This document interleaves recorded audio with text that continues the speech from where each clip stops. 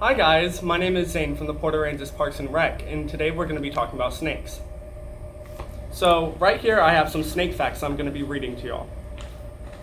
Did y'all know that there's over 3,000 different types of snakes in the world?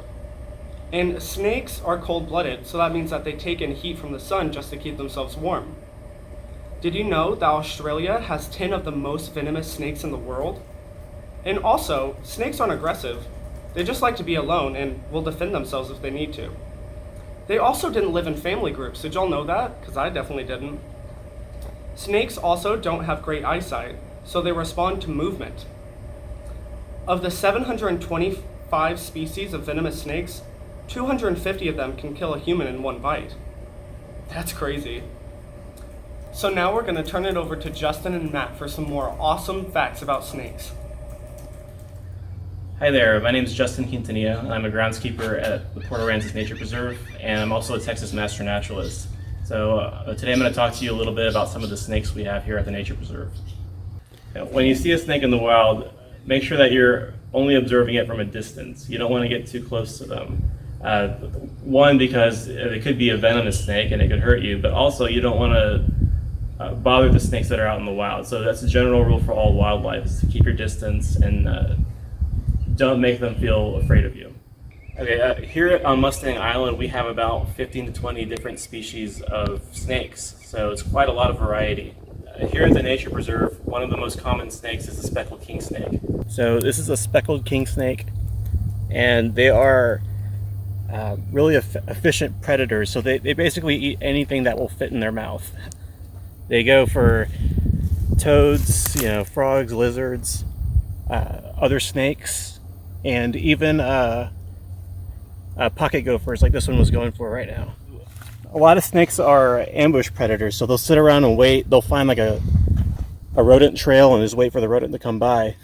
And these guys will actively hunt their food.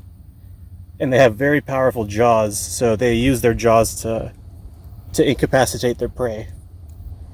A lot of the venomous snakes around here will have rattles on their tail, and they'll warn you when they don't want you near them. But a lot of other snakes, non-venomous snakes like this guy, they also rattle their tail whenever they're agitated. So that's one thing to look for. If you see a snake coiled up rattling its tail but you don't see rattles, he probably still doesn't want you to mess with him. So always leave snakes alone whenever you see them out in the wild. So they don't make burrows? No. Well, they wouldn't be able to make one, but Right. I think they hang out in them to cool off, or? Yes, so that's why other species that do make burrows are so important for so many different types of wildlife, because other wildlife will use them as a house, as a shelter as well. So when a snake is venomous, it means that when it bites you, it's more harmful and you'll probably have to go to the hospital. So that's why it's important to not handle snakes in the wild. Two venomous snakes that we have here are the western diamondback snake and the Mississauga rattlesnake. So those are both a species of rattlesnake. So if you see a snake here that has a rattle on its tail, that's a dead giveaway it's venomous. Most of the other snakes we have are non-venomous, but there could be an outlier. I mean, we may get a random coral snake here. So general rule is when you see a snake, keep your distance, don't pick it up. So even venomous snakes are important in our ecosystem. So that's why we don't go around killing them. They will help keep rodent populations in check. So we don't want to be overrun by rodents, because then we'll lose a lot of important plants that the rodents eat. So it's all about balance. Another large top predator is a coachwhip snake, and they're one of the largest snakes in North America. They can get to be about 7 to 8 feet long. So that's and they're pursuit predators, which most snakes will sit around and wait for prey to come to them. A coachwhip will chase down its prey, so they are very fast. It's very hard to catch a coachwhip snake.